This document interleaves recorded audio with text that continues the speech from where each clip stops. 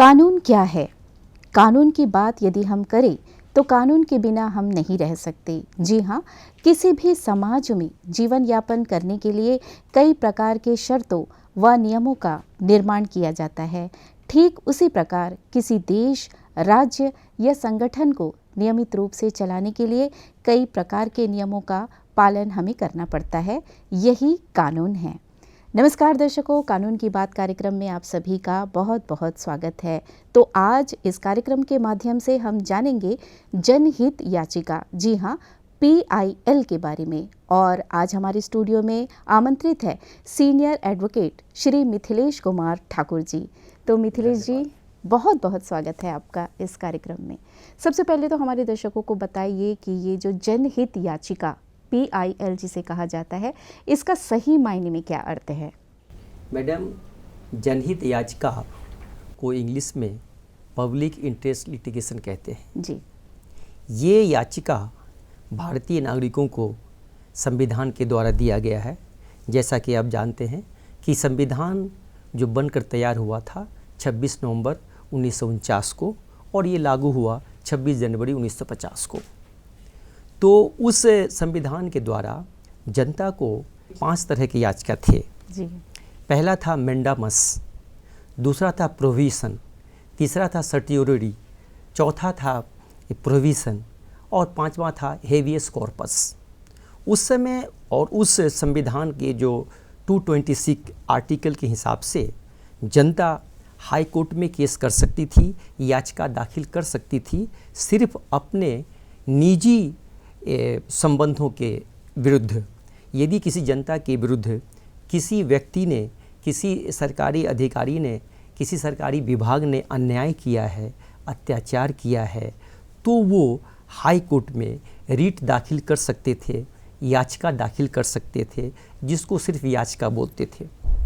लेकिन 1980 में भारतीय पार्लियामेंट ने, भारतीय संसद ने ये 39A आर्टिकल इसमें ऐड किया, भारतीय संविधान में ऐड किया, जिसके अनुसार कोई भी व्यक्ति अपने मौलिक अधिकारों के ऊपर यदि अत्याचार हुआ हो, उसके विरुद्ध यदि उसे याचिका दाखिल करना है, तो वो 226 रेड विथ 39A में हाई कोर्ट में जा सकते हैं और वहाँ वो हाई कोर्ट के जज से अपना प्रतिवेदन प्रस्तुत करके ये उनसे निवेदन कर सकते हैं, प्रार्थना कर सकते हैं, अर्जी कर सकते हैं, विनती कर सकते हैं कि माय लॉर्ड, ये व्यक्ति या ये ऑफिस या ये अधिकारी ने मेरे साथ अन्याय किया है या मुझे हानि पहुंचाया है, इनके विरुद्ध कार्रवाई की जाए।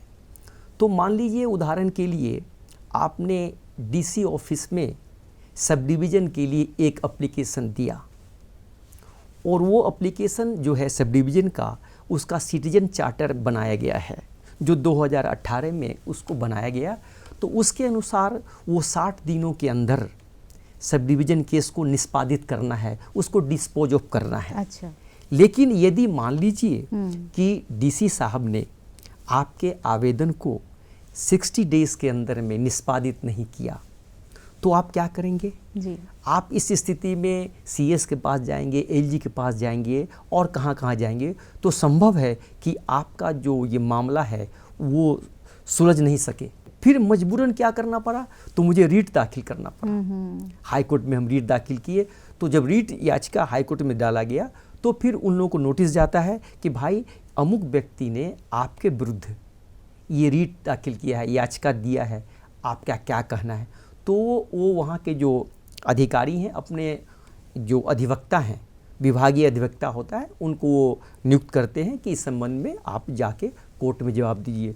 तो मैंने देखा है कि रीट याचिका इतना सुंदर कानून है जी। आई में से it is a golden rule for the citizen of India. बहुत सुंदर। और हमको बहुत संतोष है कि जब बहुत से गरीब लोगों का जो निवेदन है, प्रतिवेदन है, आवेदन है, लंबित रहता है, सालों साल वो हम लोग के पास आते हैं, तो हम लोग उनको हाई कोर्ट में प्रस्तुत करते हैं। तो इतना जल्दी, मैंने तो कभी कभी इतना देखा कि जल्दी का मतलब 15-20 दिन में, अच्छा, उनका मामला 15-20 दिन में मामला सॉल्व होता है। अच्छा। और नहीं तो हाई कोर्ट के पास बहुत अधिकार है। आपने जैसे कि बताया, ये जो याचिका है, इसके तहत जो विभाग होते हैं, जो संस्था होते हैं, उन्हें प्रशासन को जो है जवाब देना पड़ता है। ये बहुत अच्छी व्यवस्था है। तो मिथिलेश जी, अब हम जानना चाहेंगे कि जैसे कि आपने बताया कि ये जनहित याचिका है, तो इसके तहत कौन कौन से ऐसे मुद्दे हैं जिसको लेकर हम अदालत में अपील दायर कर सकते हैं? जी देखिए, भारतीय संविधान ने हम नागरिकों को ये आर्टिकल 12 से लेके 32 तक एक फंडामेंटल राइट दिया, मौलिक अधिकार दिया। इसके अंतर्गत जितने भी नागरिक हैं भारत के, वो कानून की नज़र में समान हैं। बिल्कुल। उनके साथ कोई भी ये लिंग भेद के आधार पे, जाति के आधार पे, लंबाई ऊंचाई के आधार पे, अमीर गरीब के हिसाब से, गोरे कालों के हिसाब से, कोई धर्म के आधार पे या किसी भी आधार पे, कोई भी आधार आप और आधार को इसमें ऐड कर दीजिए, किसी भी आधार पर उसके साथ भेदभाव नहीं किया जा सकता। इसके रक्षा के लिए, इसके सुरक्षा के लिए इस अधिकार को जनता को दिया गया है। और मैं ये कहता हूँ कि इसके अंतर्गत मान लीजिए पानी का अधिकार है, जमीन का अधिकार है, स्वास्थ्य का अधिकार है, रोजगार का अधिकार है, शिक्षा का अधिकार है। जितने भी अधिकार है, जो अधिकार एक मानव को सभ्य समाज में एक सुरक्षित वातावरण में अपने स्वाभाविक रूप से इज्जत के साथ रहने के लिए होता है, हो सकता है, जरूरी हो सकता है, वो सभी अधिकार मौलिक अधिकार है। और ये मैं बताना चाहता हूँ कि 2004 में जब पानी का स्कार्सिटी हुआ था पोर्ट ब्लेयर टाउन में जी, तो हमारे एक वरिष्ठ अधिवक्ता हैं, उन्होंने PIL डाला था। अच्छा। और उनके PIL के बलबूते पोर्ट ब्लेयर शहर को कहाँ से पानी का इंतजाम करके और उस समय प्रदान किया गया था और पानी की समस्याओं का समाधान हुआ था। अच्छा। तो मेरे सामने बहुत ही जीता जागता उदाहरण एक PIL का वो था, पार्टिकुलरली अंडमान निकोबार में। वैसे मैं यदि बताऊं भारत के बारे में, तो एक थे TN गोडा बर्मन, उन्होंने एक याचिका दायर किया था, PIL ही कह सकते हैं उसको। अच्छा। PIL कह सकते हैं बिकॉज क्या है कि वो PIL है 32 में, 32 of article of constitution of India. अच्छा। और जो राज्यों में होता है वो होता है 226 में। अच्छा। तो जो संविधान की जो धारा 32 है, उसके अंतर्गत गोदा बर्मन साहब ने 96 में 171 नंबर WP था उनका, रिट याचिका था, उन्होंने दायर किया था कि भारत में जितने भी जंगल हैं उनको काटा जा रहा है। अच्छा। पर्यावरण को दूषित किया जा रहा है। तो ये हमारे जीवन को, मानव जीवन के लिए बहुत खतरा है। बिल्कुल। तो उनके बात को उस समय के जो चीफ जस्टिस थे, उन्होंने बहुत ध्यान से सुना। ध्यान से सुनने के बाद उनसे डाटा मांगा कि आप ये जो कह रहे हैं उसका बेस क्या है। तो बहुत अच्छी बात है कि गोदा बर्मन साहब ने डाटाओं का कलेक्शन किया था, अच्छा कलेक्शन। अच्छा। कि हमारे देश में कितने जंगल हैं, किस राज्य में कितना जंगल है, जो रेशियो है, ये जो ऑक्सीजन के शुद्धिकरण के लिए कितने चाहिए, वातावरण को शुद्ध करने के लिए कितना चाहिए, उन्होंने उस पर पूरा अध्ययन किया था और डाटाओं का कलेक्शन किया था। तो उन्होंने संपूर्ण डाटा को माननीय सुप्रीम कोर्ट के पास रखा और माननीय सुप्रीम कोर्ट ने पाया कि वास्तव में गोदा बर्मन के द्वारा जो डाटा रखा गया है वास्तव में खतरनाक है। अच्छा। और ये भारत के जो पर्यावरण है उस पर बहुत खतरा पड़ेगा।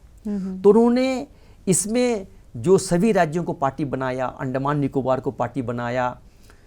आप जो देख रहे हैं आरा मशीन यहाँ बंद है, 96 से ही बंद है। उसी के हिसाब से गोदा बर्मन केस के कारण ही अच्छा। यहाँ आरा मशीन बंद है, जंगल की कटाई बंद है। यहाँ आपको देखिएगा कि जो यदि जंगल में लकड़ी गिर गया है वो लॉक को कोई उठा नहीं सकता।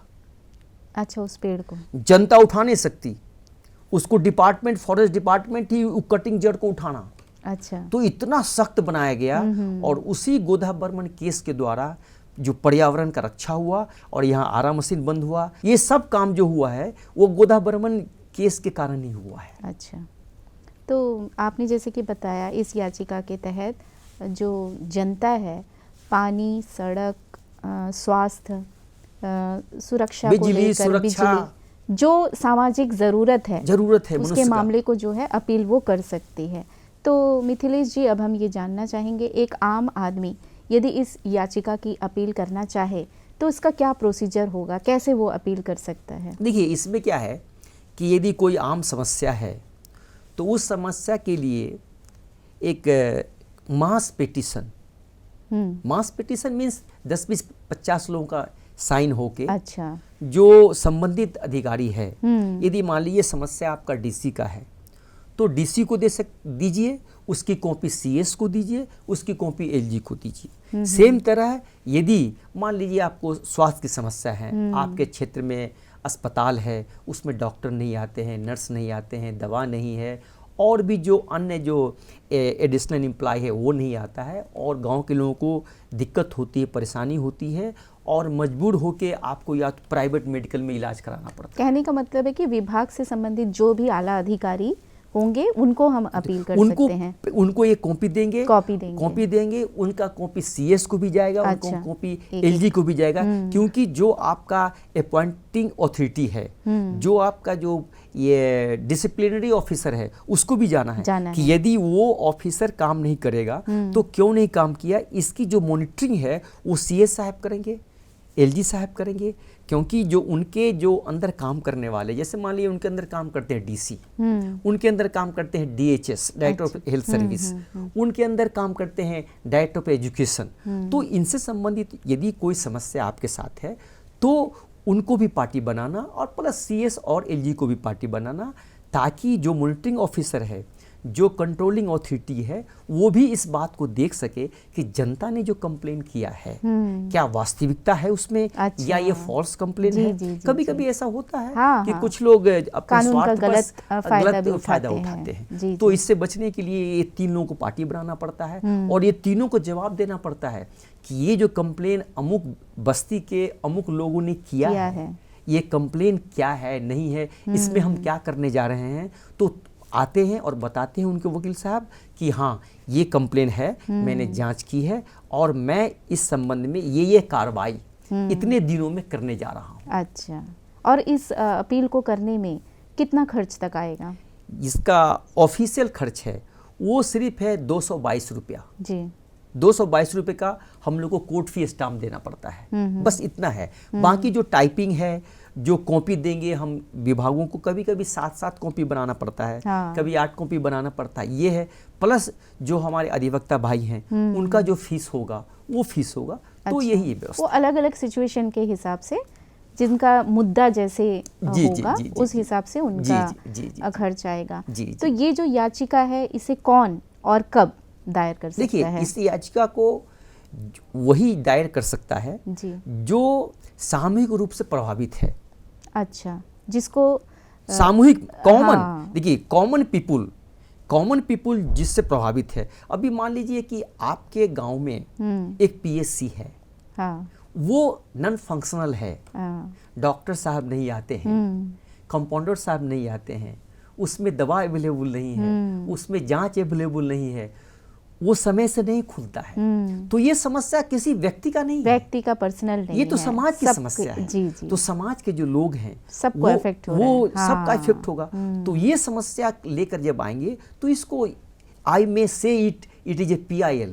अदरवाइज कभी कभी क्या होता है, यदि PIL है और उसमें हमारे माननीय न्यायालय देखते हैं कि ये तंग करने के लिए है, किसी को बदनाम करने के लिए है, किसी को परेशान करने के लिए है, तो उनको ऊपर जुर्माना भी किया जाता है। अच्छा, तो इस याचिका को क्या हम सुप्रीम कोर्ट तक लेके जा सकते हैं? सुप्रीम कोर्ट का जुरिडिक्शन संपूर्ण देश में है, ऑल इंडिया में। अच्छा। तो वहाँ यदि हमको मान लीजिए कोई ऐसा समस्या है, जैसे मान लीजिए ये समस्या था पर्यावरण का, ये पर्यावरण भारत का समस्या था, तो इस समस्या को गोदा बर्मन साहब सुप्रीम कोर्ट में लेके गए। अच्छा। हालांकि वे रहने वाले थे तमिलनाडु के, तो तमिलनाडु में यदि करेंगे तो हाई कोर्ट का जुरिडिक्शन सिर्फ स्टेट के अंदर होता है, सबको नोटिस नहीं दे सकता है हाई कोर्ट, लेकिन सुप्रीम कोर्ट जो है, जो हमारे जितने 30 राज्य हैं और 7 केंद्र शासित प्रदेश हैं, 30 राज्यों और 7 केंद्र शासित प्रदेशों को वो सुप्रीम कोर्ट ये नोटिस दे सकता है और उसके ऊपर कार्रवाई कर सकता है। इसलिए यदि ऐसा मामला हो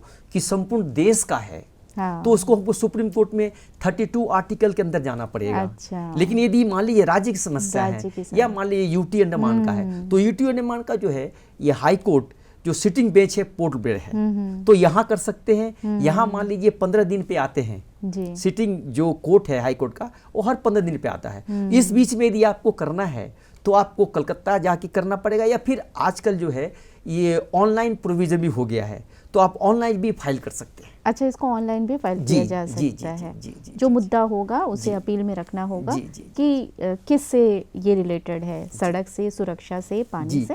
देखिए इसमें क्या है कि यदि आपको समस्या है तो समस्या के बारे में संपूर्ण जानकारी प्राप्त करना। अच्छा। जैसे मान लीजिए कि एक स्कूल है, एक मीठाखाड़ी पंचायत है, वहाँ में एक मिडिल स्कूल है। मिडिल स्कूल है लेकिन वहाँ शिक्षक नहीं आते, प्रिंसिपल नहीं आते, उसमें फर्नीचर नहीं है। अच्छा। पानी चूता है, हाँ। है वो वहाँ पढ़ने लायक नहीं है। तो ये जो समस्या है, ये समस्या को लेके आप जाएंगे तो क्या है कि इस समस्या के बारे में जो छात्र हैं उनसे भी विचार लेना, उनसे उनका भी वक्तव्य लेना। अच्छा। कि आप स्कूल नहीं जा पाते, हाँ कब कब नहीं, क्यों नहीं जा पाते, तो वो तो बताएगा कि सर हम पानी के कारण नहीं जा रहे हैं, टीचर नहीं आ रहे हैं, हमारे यहाँ ब्लैक बोर्ड नहीं है, हमको मिड डे मील नहीं मिलता है, और भी समस्या बताएगा। तो उसका भी नाम नोट करना। अच्छा। उसके उनके गार्जियन को भी नाम नोट करना, ठीक है। स्कूल का फोटो भी ले लेना कि स्कूल का बिल्डिंग जो है डिलापिडेट कंडीशन में है। नहीं तो ये जब डाटा है, चूंकि क्या है PIL एक ऐसा है जिसमें हमारे माननीय उच्च न्यायालय और कोई रिपोर्ट कहीं से नहीं मंगाएंगे। अच्छा। वो कहीं से रिपोर्ट नहीं मंगाएंगे, जो रिपोर्ट केस फाइल में अवेलेबल है। तो ये my lordship will pass order only on the basis of the material available on the record. That's why anybody who want to file PIL, he must have go with the court with a data. This is दम होना चाहिए उसकी appeal में, कितना दम है देखिए, इस पर ज्यादा असर जो करेगा। आपका रीट है, जो आपका PIL है, वो जो सब्जेक्ट मैटर है, उस सब्जेक्ट मैटर में पूरा कहानी वो माननीय उच्च न्यायालय को मालूम होना है। आप सिर्फ ये कहेंगे कि अमुक स्कूल में टीचर नहीं आते, तो इससे काम नहीं चलेगा। आप जो है उस वहाँ के गार्जियन से भी पता करना। अच्छा। उनसे भी एक लेना विचार कि ये उनका बात मत भी जरूरी होता है। ये हमको किसी ने कहा, मान लीजिए कोई घनश्याम लाल ने बोला कि हमारे ये हबडीपुर पंचायत में एक स्कूल है, वहाँ टीचर नहीं आते, ये नहीं आते, उन्होंने एक एप्लीकेशन दे दिया। तो उन्होंने अपना व्यक्तिगत एप्लीकेशन दिया। ये तो मामला व्यक्तिगत है नहीं, टीचर नहीं आना, स्कूल में मिड डे मील नहीं मिलना, बिल्डिंग का डिलापिडेटेड कंडीशन होना, वर्षा में वो पानी चूना, ये समस्या सिर्फ घनश्याम लाल का नहीं है। अच्छा, जैसे कि आपने बताया, ये तो हो गई जनहित की बातें कि उसमें कितना वोटिंग जाता है। ये तो बहुत अच्छी बात है कि उसने बच्चों का भी जो है मत लिया, उनके पेरेंट्स का भी मत लिया, लेकिन यहाँ पर डॉक्यूमेंट्स के आधार पर क्या निष्कर्ष निकाले जाते हैं? ये डॉक्यूमेंट जैसे मान लीजिए कि डॉक्यूमेंट एक हम निकाल लेंगे कि उस हबडीपुर मिडिल स्कूल में कितने शिक्षक, शिक्षिका और अदर देन शिक्षक वहाँ अपॉइंटमेंट किए गए हैं डिपार्टमेंट के द्वारा। अच्छा, वो डॉक्यूमेंट्स वो देखेंगे। अच्छा, ये जानकारी ले लेंगे और ले लेंगे कि उस विद्यालय में कितने छात्र पढ़ते हैं। अच्छा, उनका एक डाटा ले लेंगे कि इसमें छात्र पढ़ते हैं और किस विषय के शिक्षक वहाँ अपॉइंटमेंट किए गए हैं और कौन है जो नहीं आ रहे हैं, कौन है जो नहीं आ रहे हैं। जी जी जी। वो तो ये सब पता चल जाएगा कि भाई मान लीजिए कि हबडीपुर पंचायत का मिडिल स्कूल है, उसमें एक 10 शिक्षक, 3 एक क्लर्क, 2 सफाई वाले, ये सब वहाँ अपॉइंटमेंट किए गए हैं डिपार्टमेंट के द्वारा। अच्छा, लेकिन ये 4 महीना पहले ट्रांसफर हो गए, दोबारा रीअपॉइंटमेंट नहीं हुआ। अच्छा, ये तो डॉक्यूमेंट से उन्हें तो पता ये तो लग डॉक्यूमेंट से जाएगा। पता बिल्कुल, चलेगा, बिल्कुल। आप ऐसे नहीं बोल सकते। नहीं बोल सकते। और जब ये डॉक्यूमेंट होगा, हम्म, फिर वहाँ के लोगों का कंप्लेन होगा। हम्म, तो डॉक्यूमेंट एंड कंप्लेन जो है, जब दोनों को टैली करेंगे डिपार्टमेंट, तो उनको जो प्राइमा फेसी है, प्राइमा फेसी मीन्स है कि ये डॉक्यूमेंट देखते ही मालूम चल जाएगा कि यस, इतना अपॉइंटमेंट किया था, इतना ट्रांसफर किया, तो now they are not there, तो उनको तो पता चल जाएगा। तो ये यदि हम कोर्ट को देंगे, कोर्ट को भी प्राइमा फेसी पता चल जाएगा कि this is the matter and this is the sufficient matter, complete matter and justifiable matter. तो फिर वो जब ये देखेंगे, देखने के बाद ही वो ऑर्डर देंगे डिपार्टमेंट को कि प्लीज फाइल एओ, अपना जवाब दाखिल करिए। अच्छा, तब जो जवाब दाखिल करेंगे, तो इसको तो वो दरकिनार नहीं कर सकते। बिल्कुल। यदि जो अपॉइंटमेंट पहले हुआ था, बाद में वो ट्रांसफर हो गए, फिर उनका रीअपॉइंटमेंट नहीं हुआ, तो ये तो पब्लिक डोमेन में है। हमारे जज साहब या उनके अधिवक्ता या फिर डिपार्टमेंट डिनाई नहीं कर सकता है। उनको आना ही पड़ेगा कि yes sir, it is my wrong, it is my incorrect and I am going to incorrect, I am going to correct to my incorrect and I am going to posting the teachers and the other employ in middle school Habdipur. And होता ये है कि हम लोग जब एक case करते हैं, तो जज साहब उसको आदेश देते हैं कि आप ये काम ये करो। हाँ। तो हम लोग बोलते हैं जज साहब को कि जज साहब, आप यदि इनको बोलेंगे काम करो, तो पता नहीं ये काम करेंगे भी नहीं। हाँ। तो इसलिए इनको बांधिए, बाइंड कीजिए। इनको कैसे बाइंड कीजिए? समय में बांध दीजिए, 3 महीना में, 4 महीना में, 2 महीना में। जो जैसा काम है, मान लीजिए कोई बड़ा काम है, कोई बिल्डिंग बनाना है, तो उस बिल्डिंग बनाने के लिए तो फिर उनको डिपार्टमेंट से एडवर्टाइजमेंट करना, कॉन्ट्रैक्टर आना, ये सब टाइम लगता है। तो मान लीजिए एक बिल्डिंग बनाना है और बिल्डिंग का ये क्या लंबाई चौड़ाई है, उस हिसाब से तो उनको एक 6 महीने का टाइम दिया जाए। लेकिन कोई काम मान लीजिए कि कल को पीएससी में एक डॉक्टर डालना है, इसको 6 महीने का जरूरत नहीं है, ये 7 डे में ही कर सकते हैं, वो 7 दिनों में ही कर सकते हैं। तो जज साहब लोग ये बड़े विद्वान होते हैं, बड़े समझदार होते हैं। जनता के लिए उनके दिल में अपार एक स्नेह रहता है कि वो सोचते हैं कि जनता को कितना हम एक न्याय दे सके, वो सोचते हैं। क्योंकि तो लोगों का उतना कानून पर तो भरोसा कानून के होता प्रति जो लोगों का जो एक विश्वास है, सम्मान है, उनको बहुत बनाकर ज्यादा रखते हैं। तो हम उम्मीद करते हैं मिथिलेश जी कि जो लोग आपको देख रहे हैं, इस कार्यक्रम के माध्यम से उन्हें ज़रूर कुछ ना कुछ जानकारी तो मिली होगी और ज़रूर इस PIL को लेकर वो जागृत होंगे। तो आपने इस कार्यक्रम के लिए समय दिया, अपना कीमती समय दिया, इसके लिए दूरदर्शन की पूरी टीम की ओर से आपका बहुत बहुत। देखिए, मैं आपका बहुत बहुत धन्यवाद करता हूँ और आपके माध्यम से मैं अंडमान निकोबार के बहन भाइयों से निवेदन करना चाहता हूँ, अर्जी करना चाहता हूँ, विनती करना चाहता हूँ, जोहार करता हूँ उनसे कि मेरे भाई, जब भी आपको कोई कॉमन समस्या हो, स्वास्थ्य के बारे में, सड़क के बारे में, और मैं एक बात जोड़ना चाहता हूँ, मेरे एक मित्र हैं, उन्होंने करीब 50 लोगों का एप्लीकेशन LG साहब को दिया और उनके द्वारा मैंने PIL किया है। वो जो आपका डॉलीगंज से मिन्नी बे तक जो रोड है, वहाँ में बहुत ज़्यादा होता था एक्सीडेंट, वहाँ में 6 महीना में 9 लोग मर गए, तो मैंने PIL किया है। अच्छा। उसका एक DGP साहब ने जवाब भी फाइल किया है। बाकी LG साहब, चीफ सेक्रेटरी, DC, इनको जवाब फाइल करने के लिए टाइम दिया गया है।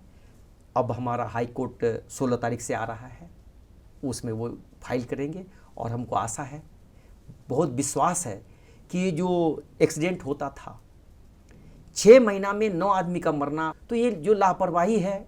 और मैं भी बहुत सौभाग्यशाली हूँ कि एक पब्लिक काउज के लिए मैंने वो रीट दाखिल किया और जज साहब, बड़े अच्छे जज साहब थे, उन्होंने फाइल देखा, हमसे ज़्यादा बात ही नहीं पूछा उन्होंने। देखो डाटा था, मैं डाटा भी दिया था कि 6 महीना के अंदर में कितने एक्सीडेंट्स हुए। मैंने पुलिस डिपार्टमेंट से वो आरटीआई में डाटा लिया था। जी जी जी। तो उन्होंने देख के कहा कि यार भाई ये 6 महीना में 9 accidents. No no no no no mister advocate, you have to do something. और उन्होंने कहा कि आप जल्दी करो। और आपको जान के बहुत प्रसन्नता होगी, आप देख रहे होंगे कि डॉलीगंज से लेके ये स्कूल लाइन तक डिवाइडर भी लगाया है उन्होंने। लगता है कि 2-3 एक इंडेक्स बैनर भी लगाया है कि एक्सीडेंट प्रोन जोन, वो भी उन्होंने लगाया है। और मैंने उसमें और भी है प्रार्थना है कि आप जो है ये स्पीड ब्रेकर लगाइए। बिल्कुल। तो उन्होंने कहा कि नहीं, डीजी साहब ने जवाब दिया है, लिखित जवाब दिया है कि मैंने एपीडब्ल्यूडी को लिखा है, क्योंकि स्पीड ब्रेकर का काम तो उनका है, बिल्कुल, तो उनको लगाने का काम है। तो बहुत प्रसन्नता होती है। तो आपका बहुत बहुत धन्यवाद। तो मिथिलेश जी, हम भविष्य के लिए भी आपके लिए कामना करते हैं कि आप जैसे अच्छे वकील समाज में हमसे जुड़े रहे और इसी प्रकार आप गरीबों की मदद करते रहे। बहुत बहुत धन्यवाद आपका। जय हिंद। तो दर्शकों, हम उम्मीद करते हैं कि आज का ये विषय अवश्य ही आप सभी के लिए ज्ञानवर्धक रहा होगा। किसी भी समाज में व्यवस्थित रूप से नियमित जीवन यापन करने के लिए कानून का होना अति आवश्यक है। तो सरकार द्वारा बनाए गए जनहित के लिए कानूनों का पालन करते रहे, तभी एक श्रेष्ठ समाज की स्थापना हो सकती है। तो आज्ञा चाहेंगे अब आपसे, फिर मिलेंगे अगले विषय के साथ। तब तक के लिए नमस्कार।